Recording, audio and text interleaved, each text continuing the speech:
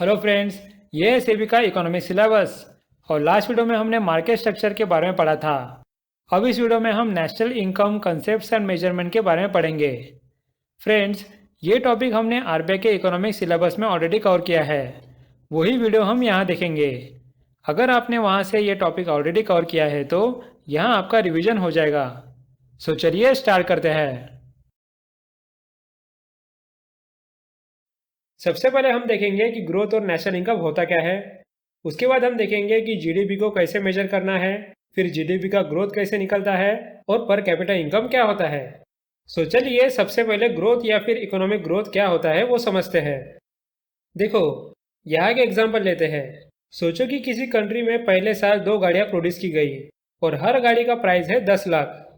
अब सोचो कि अगले साल भी 2 गाड़ियाँ प्रोड्यूस की, लेकिन यहाँ हर गाड़ी की प्राइस बढ़ के हो गई 12 लाख। तो आप बताइए, क्या इसे हम इकोनॉमिक ग्रोथ बोलेंगे? नहीं फ्रेंड्स, बस प्राइस बढ़ने को हम इकोनॉमिक ग्रोथ नहीं बोलते, याद रखना।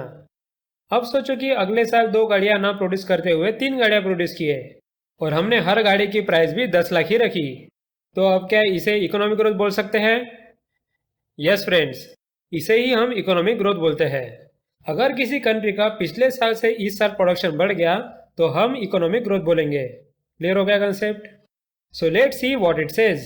Economic growth refers to an increase in the production of economic goods and services, which is compared from one period of time to another. अब ये समझने के बाद हम समझ लेते हैं नेशनल इनकम। देखो, नेशनल इनकम का मतलब तो सबको मालूम ही है कि किसी नेशन का इनकम जानना।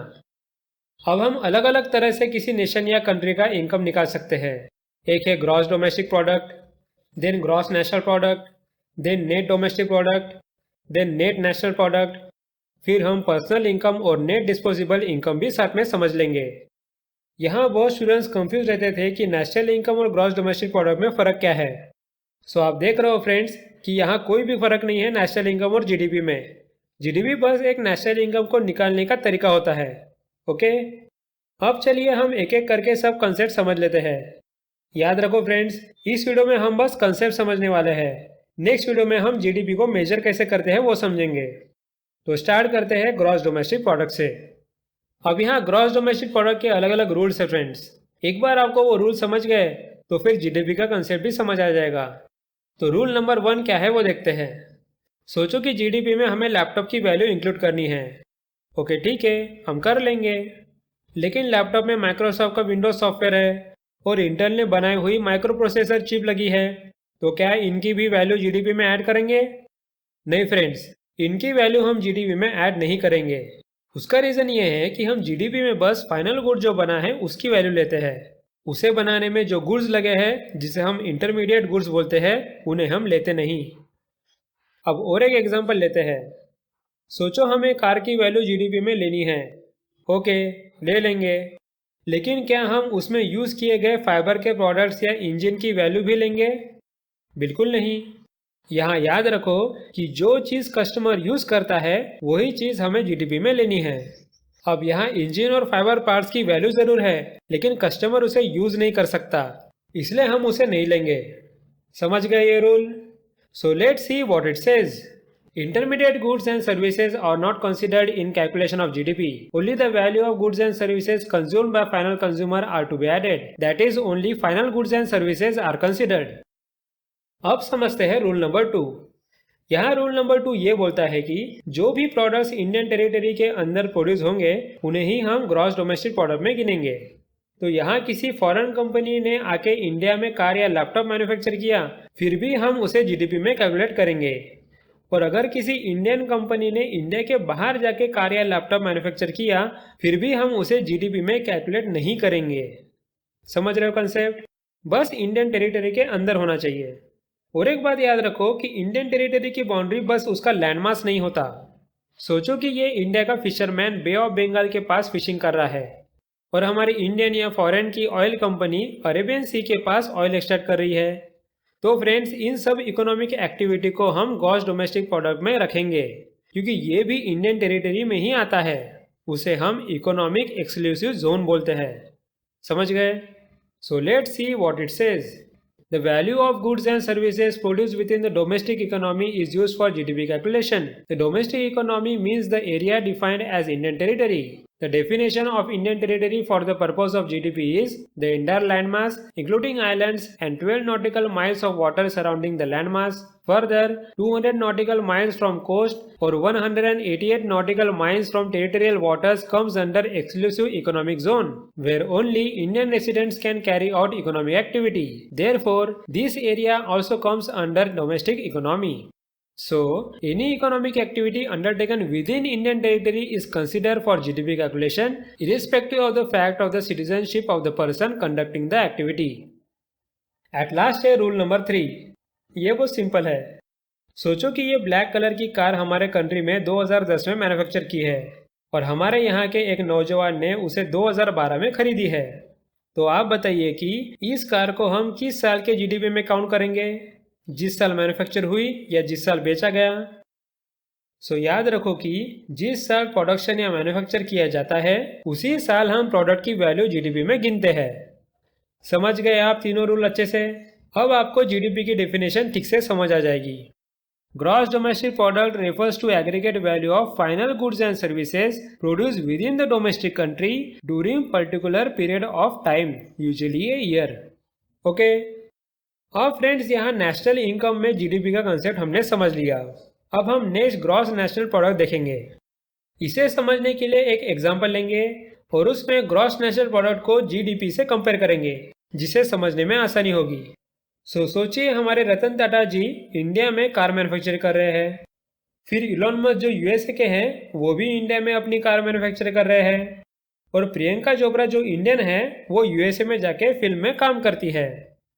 अब फ्रेंड्स हम देखेंगे कि इन तीनों में से किन की कमाई ग्रॉस डोमेस्टिक प्रोडक्ट में आएगी और किन की ग्रॉस नेशनल प्रोडक्ट में आएगी.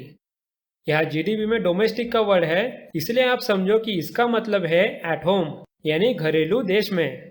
और जीएनपी में नेशनल का वर्ड है, इसलिए आप समझो कि इसका मतलब है बाय नेशनल यानी देश के लोगों ने. ओके. अब रतन जी ने इंडिया में गाड़ी बनाई तो वो जीडीपी में आएगा और वो इंडिया के सिटीजन हैं तो ये वैल्यू जीएनपी में भी आएगी. नेक्स्ट इलॉन मस्क ने इंडिया में गाड़ी बनाई तो वो जीडीपी में आएगा, लेकिन वो इंडिया के सिटीजन नहीं है इसलिए उनकी ये वैल्यू जीएनपी में नहीं आएगी. लास्ट में प्रियंका इंडियन है लेकिन उसने यूएसए के बाहर जाके कमाई की तो वो सर्विस जीडीपी में नहीं आएगी, लेकिन वो इंडिया की सिटीजन रहने की वजह से उसकी सर्विस की वैल्यू जीएनपी में आएगी. सो आपको क्लियर हो गया कंसेप्ट. डोमेस्टिक मतलब एट होम और नेशनल मतलब by national. Okay. So let's see what it says. In GDP calculation, we did not consider the income earned by citizens of India working abroad. When we adjust GDP for income earned by Indians in abroad and income earned by foreign nationals on Indian land, we get GNP. GNP is equal to GDP plus net factor income from abroad. What is that? Net factor income from abroad is factor income earned by domestic factors of production employed in the rest of the world minus factor income earned by the factors of production of the rest of the world employed in the domestic economy. Okay. अब friends हमने national income में GDP और GNP समझ लिया. अब हम net domestic product और net national product समझ लेते हैं. देखो हमने जीडीपी और जीएनपी अच्छे से समझ लिया, जहां हमने देखा कि कैसे प्रोडक्ट की इकोनॉमिक वैल्यू ऐड की जाती है. लेकिन हमने यहाँ एक बात का ख्याल नहीं रखा है. सोचो कि कार बनाने की फैक्ट्री पहले साल नहीं है, लेकिन सालों साल वो नई थोड़ी रहेगी, एक साल बाद वो पुरानी हो जाएगी. उसी तरह सोचो कि फैक्ट्री में नए मशीन्स लगवा दिए हैं, वो भी सालों साल नए रहेंगे क्या? एक साल में ही उसकी घिसाई होके वो पुराने हो जाएंगे. तो इस घिसाई को इकोनॉमी में एक टर्म है, उसे हम बोलते हैं डेप्रिसिएशन. सो इस डेप्रिसिएशन से हमारी बिल्डिंग या मशीन की इकोनॉमिक वैल्यू कम हो जाएगी और उस वैल्यू को हम जीडीपी और जीएनपी से सब्ट्रैक्ट करते हैं और उसके बाद निकलता है net domestic product and net national product. समझ रहे हो कंसेप्ट? तो यहाँ का इक्वेशन क्या बनेगा?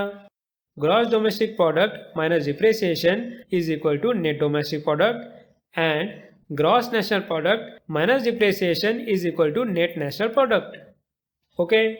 So capital is consumed every year due to wear and tear. In order to adjust the GDP for capital consumption called depreciation, we deduct depreciation from gross domestic product to arrive at net domestic product. Similarly, net national product is the difference between gross national product and depreciation.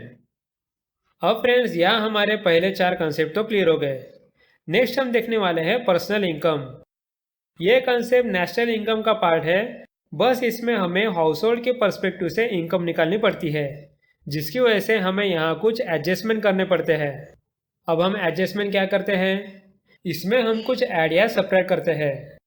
देखो, house hold को bank के FD से या government bond से जो interest मिलता है वो हम ऐड करते हैं, लेकिन उसके ही साथ लोन में जो उन्हें इंटरेस्ट भरना पड़ता है वो हम सब्ट्रैक्ट करते हैं। और एक चीज़ जो हम सब्ट्रैक्ट करते हैं वो है कंपनी टैक्सेस, जो बिजनेसमैन वालों को गवर्नमेंट को देना पड़ता है।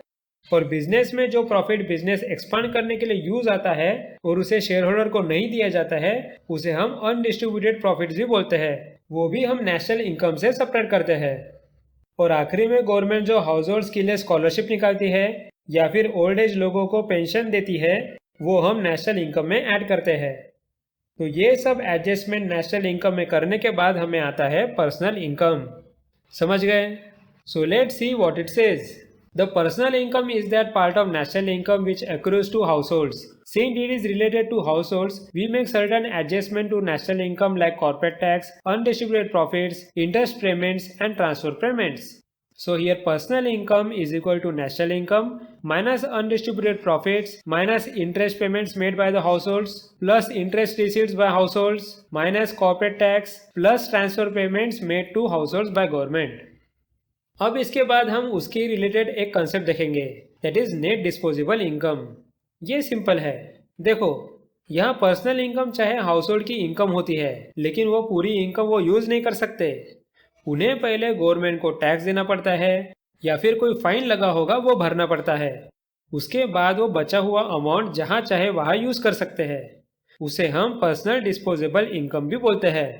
Okay, so out the personal income earned by the households, they have to make tax payment to the government. Thus, the personal disposable income is that part of personal income which is left after making necessary payments to the government, and households are free to use this income as they like. So friend, इसके साथ हमने national income में सारे concept समझ लिए।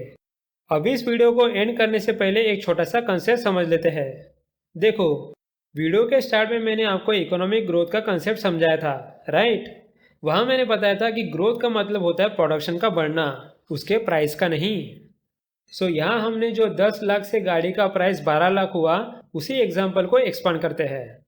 अब सोचो कि एक कंट्री के जीडीपी में बस ये 2 गाड़ियाँ प्रोड्यूस किए गए, तो पहले साल जीडीपी बना 20 लाख और अगले साल जीडीपी रहेगा 24 लाख। तो फ्रेंड्स, क्या यहाँ जीडीपी बढ़ गई? बिल्कुल नहीं, बस प्राइस बढ़ी है, प्रोडक्शन नहीं। लेकिन फ्रेंड्स, हमें तो दिख रहा है कि जीडीपी 20 लाख का 24 लाख हुआ है, उसका क्या? सो यहाँ आता है कंसेप्ट नॉमिनल और रियल जीडीपी का। तो नॉमिनल जीडीपी को यहाँ 24 लाख समझो, और जब हम उसे इन्फ्लेशन से एडजस्ट करेंगे तो रियल जीडीपी आएगा। Okay, so let's see what it says.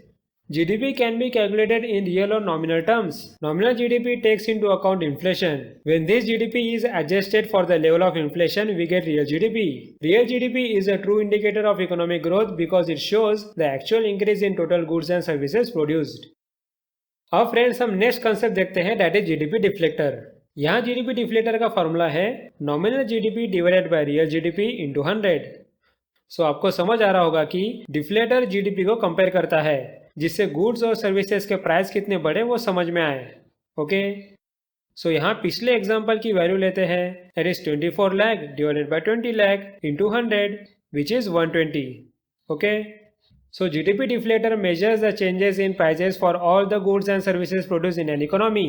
Using the GDP deflator helps economist compare the levels of real economic activity from one year to another. So friends, इसके साथ हमने growth और national income ठीक से समझ लिया। अब नेक्स्ट वीडियो में हम जीडीपी को मेजर कैसे करते हैं वो समझेंगे। So thanks for watching and meet you in the next video.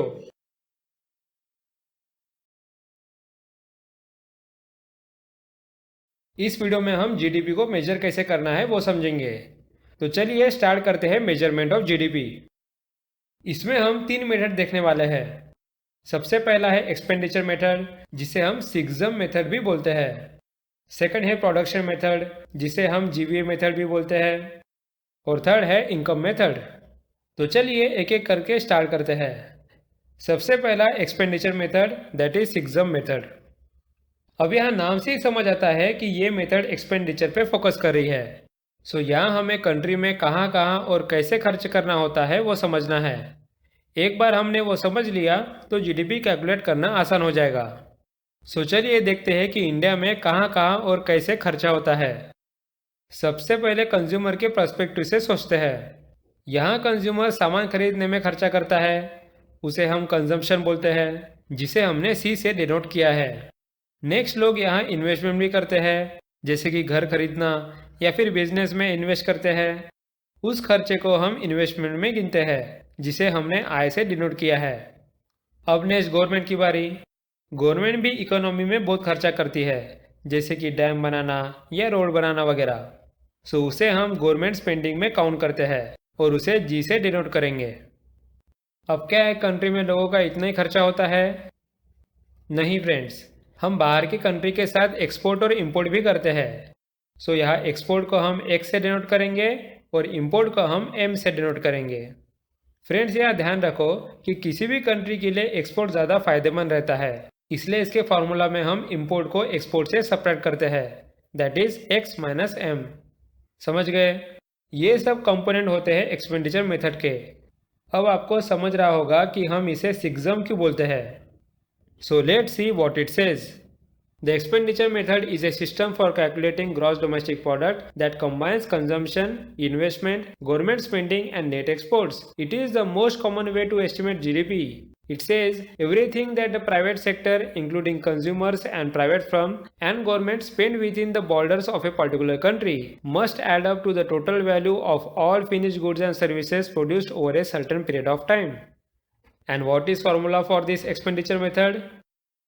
So the formula for expenditure GDP is equal to C plus I plus G plus X minus M, where C is equal to consumer spending on goods and services, I is equal to investor spending on business capital goods, then G is for government spending on public goods and services, then X is for exports and M is for imports. So friends, यहाँ हमारा expenditure method cover हो गया है। Next हम देखेंगे production method. अब यहाँ नाम से आपको समझ रहा होगा कि हम यहाँ जीडीपी प्रोडक्शन के बेसिस पे निकालते हैं। मतलब हमने प्रोडक्शन करते समय हर प्रोडक्ट में वैल्यू कितना ऐड किया उसका यूज़ करके जीडीपी निकालते हैं, इसलिए हम इसे ग्रॉस वैल्यू एडेड मेथड भी बोलते हैं। देखो एक एग्जाम्पल से सब क्लियर हो जाएगा। सोचो कि हमारे रतन जी को इलेक्ट्रिक कार बनानी है, लेकिन वो कार इतने आसानी से थोड़ी ना बनेगी। सबसे पहले उन्हें ज़मीन से आयरन ओर निकालना होगा, फिर उसमें वो स्मेल्टिंग का प्रोसेस करके स्टील के रोल बनाएंगे, फिर उस रोल पे वो इंजीनियरिंग का नॉलेज यूज़ करके इंजन बनाएंगे और उस इंजन को बढ़ा के इलेक्ट्रिक व्हीकल में कन्वर्ट करेंगे। सो फ्रेंड्स, यहाँ आप देख सकते हो कि हर प्रोसेस में कुछ वैल्यू ऐड की है। सोचो कि आयरन और ज़मीन से फ्री मिला तो 0 लाख, अब उसमें 2 लाख की वैल्यू ऐड करके 2 लाख के स्टील रोल्स बने, फिर उसमें और 4 लाख की वैल्यू ऐड करके 6 लाख का इंजन बना, उसके बाद और 4 लाख की वैल्यू एडिशन करके इलेक्ट्रिक व्हीकल बना दी। सो फ्रेंड्स, यहाँ कितने की वैल्यू एडिशन हो गई? It is 2 + 4 + 4 = 10 lakh. सो ये हमें मिल गया है 10 लाख का gross value addition, that is GVA. लेकिन ये बस प्रोडक्शन कॉस्ट हमें मालूम हुई, और जीडीपी में हमें तो मार्केट की प्राइस की ज़रूरत होती है। सो जब ये गाड़ी मार्केट में जाती है फिर उस पर गवर्नमेंट टैक्स लगाती है, जिससे प्राइस बढ़ते हैं, और उसी गाड़ी पे गवर्नमेंट सब्सिडी भी देती है, जिससे ज़्यादा से ज़्यादा लोग इलेक्ट्रिक व्हीकल खरीदे और उससे उसकी प्राइस कम होती है। तो प्रोडक्शन कॉस्ट में इन दोनों का कंसिडरेशन करने के बाद ही हमें मार्केट प्राइस मिलेगी। सो फ्रेंड्स, हम जीवीए को जीडीपी में कन्वर्ट कैसे करेंगे? हम जीवीए में टैक्सेस ऐड करेंगे और सब्सिडीज सेपरेट करेंगे, जिससे हमें मार्केट प्राइस मालूम हो जाएगी और यहाँ जीडीपी आ जाएगा। सो क्लियर हो गया आपको हमने जीवीए को जीडीपी में कन्वर्ट कैसे किया? अब आपको जीडीपी कैलकुलेट करने का प्रोडक्शन मेथड ठीक से समझ गया होगा। सो let's see what it says.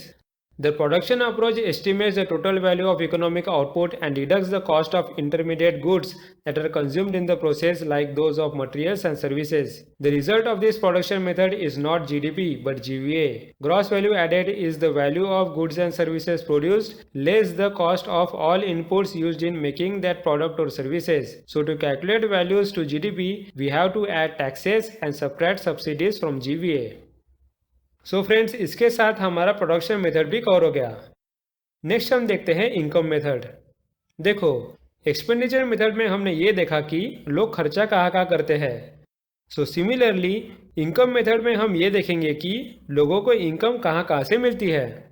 इसे समझने के लिए हम एक फैक्ट्री का एग्जांपल लेते हैं।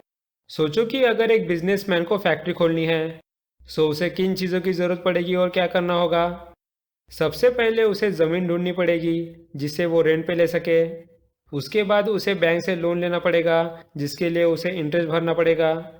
फिर उसे फैक्ट्री में काम करने के लिए एम्प्लॉयज़ चाहिए रहेंगे जिन्हें उसे सैलरी या वेजेस देने पड़ेंगे। और लास्ट में उसे खुद को भी काम करना पड़ेगा जिससे फैक्ट्री को ज़्यादा से ज़्यादा प्रॉफिट आए। सो फ्रेंड्स, ऐसे चलेगी हमारी फैक्ट्री। अब देखते हैं कि इस प्रोसेस में इनकम किसे मिल रहा है। सबसे पहले तो लैंड ओनर को रेंट मिल रहा है, फिर बैंक ने लोन दिया इसलिए उसे इंटरेस्ट मिलेगा, एम्प्लॉयज़ काम कर रहे हैं तो उन्हें वेजेस मिल रहे हैं, और बिजनेसमैन भी मेहनत कर रहा है जिससे उसे प्रॉफिट मिले। सो ये सब इनकम के सोर्सेज है। सो यहाँ जब हम ये सारे सोर्सेज मिला के टोटल करेंगे तो वो आएगा जीडीपी। समझ गए आप income method? So let's see what it says. The income approach to measure the gross domestic product is based on the accounting reality that all expenditures in an economy should equal the total income generated by the production of all economic goods and services. So here, national income is calculated as the sum of all factor incomes. Land, labor, capital, and entrepreneur are the various factors of production. Labor gets wages and salaries, the capital gets interest, land gets rent, and entrepreneurship gets profit as their remuneration. So friends, इसके साथ हमारे GDP major करने के methods में तीनों method cover हो गए। लेकिन आगे बढ़ने से पहले मैं आपको एक कंसेप्ट समझाना चाहता हूँ। बहुत से students the factor cost, basic price और मार्केट प्राइस में कंफ्यूज रहते हैं। तो चलिए इसे समझते हैं। हम यहाँ सोचते हैं कि रतन जी को देख के अब मुकेश भाई को भी इलेक्ट्रिक व्हीकल बनाना है। अब उनके पास सामान तो पूरा अवेलेबल है, लेकिन मार्केट में जाने तक गाड़ी की कॉस्ट क्या होगी वो उन्हें समझ नहीं रहा। सो चलिए हम उनकी हेल्प करते हैं। अब जो भी सामान खरीदने में उन्हें खर्चा लगा उसे हम बोलेंगे फैक्टर कॉस्ट। ओके, अब आगे जाके जब वो अपना प्रोडक्शन यूनिट स्टार्ट करेंगे तो उन्हें कुछ टैक्सेस पे करने पड़ेंगे, जैसे कि स्टैम्प ड्यूटी या लैंड रेवेन्यू वगैरह। उसे हम प्रोडक्शन टैक्सेस बोलते हैं। और ऐसा भी हो सकता है कि इलेक्ट्रिक व्हीकल का प्रोडक्शन करने के लिए गवर्नमेंट उन्हें ग्रीन एनर्जी नाम की सब्सिडी दे रही है, उसे हम कहते हैं प्रोडक्शन सब्सिडीज। सो इस फैक्टर कॉस्ट पे ये प्रोडक्शन टैक्सेस और सब्सिडीज लगाने के बाद हमें मिलेगा बेसिक प्राइस। ओके, यहाँ तक समझ आया? अब नेक्स्ट हमने इलेक्ट्रिक व्हीकल का प्रोडक्ट बना दिया और उसे हमने शोरूम में रख दिया। अब उस इलेक्ट्रिक व्हीकल के प्रोडक्ट पर गवर्नमेंट अलग अलग तरह के टैक्सेस लगाती है, जैसे कि जीएसटी, एक्साइज या कस्टम ड्यूटी। उस टैक्सेस को हम प्रोडक्ट टैक्सेस बोलते हैं। उसका रीज़न ये है कि वो प्रोडक्ट पे लगे हैं। उसी तरह इलेक्ट्रिक व्हीकल का प्रोडक्ट कस्टमर ज़्यादा खरीदने के लिए गवर्नमेंट सब्सिडी देती है, उसे हम प्रोडक्ट सब्सिडीज बोलते हैं, क्योंकि वो एक प्रोडक्ट पे लगी है। सो अब ये प्रोडक्ट टैक्सेस एंड सब्सिडीज हम बेसिक प्राइस में लगाएंगे तो हमें मिलेगा मार्केट प्राइस। समझ गए पूरा कंसेप्ट फ्रेंड्स? इस तरह से हम फैक्टर कॉस्ट से बेसिक प्राइस निकालते हैं और बेसिक प्राइस से मार्केट प्राइस निकालते हैं। तो हमारे ये दो इक्वेशन बनते हैं जो मैंने आपको समझा दिए। अब फ्रेंड्स, मेजरमेंट ऑफ ग्रोथ में बस थोड़ा सा पार्ट बचा है। हमें जीडीपी का ग्रोथ कैसे निकालते हैं और पर कैपिटा इनकम क्या होता है वो देखना है। सो चलिए ये भी समझ लेते हैं। जीडीपी का ग्रोथ बहुत सिंपल है, बहुत लोगों को पता ही होगा। So GDP growth is present year GDP minus last year GDP divided by last year GDP multiplied by 100। अब कुछ स्टूडेंट जिन्हें इकोनॉमी का थोड़ा बहुत नॉलेज है वो सोचते होंगे कि सर कभी कभी इतने सिंपल से कंसेप्ट क्यों पढ़ाते हैं। सो फ्रेंड्स, मैं बताना चाहता हूँ कि बहुत सारे स्टूडेंट हैं जिन्हें इकोनॉमी का बैकग्राउंड नहीं है और उन्हें इकोनॉमी समझना बहुत हार्ड हो जाता है। सो उन्हें ऐसे छोटे छोटे चीज़ें भी मालूम नहीं रहती। सो जब कभी मैं इतने सिंपल कंसेप्ट समझा रहा हूँ, सो समझ जाना कि मैं ऐसा क्यों कर रहा हूँ। ओके। अब फ्रेंड, जैसे हमने जीडीपी का ग्रोथ समझा, वैसे ही हम पर कैपिटा इनकम समझ लेते हैं। यहाँ पर कैपिटा इनकम है national income divided by population size. Simple है। So per capita income is national income divided by population size. The per capita income is often used to measure a sector's average income and compare the wealth of different populations. The per capita income is also often used to measure a country's standard of living. So friends, इसके साथ हमारे measurement of growth के दोनों concept clear हो गए। Next video से हम अगला टॉपिक कवर करेंगे। So thanks for watching and meet you in the next video.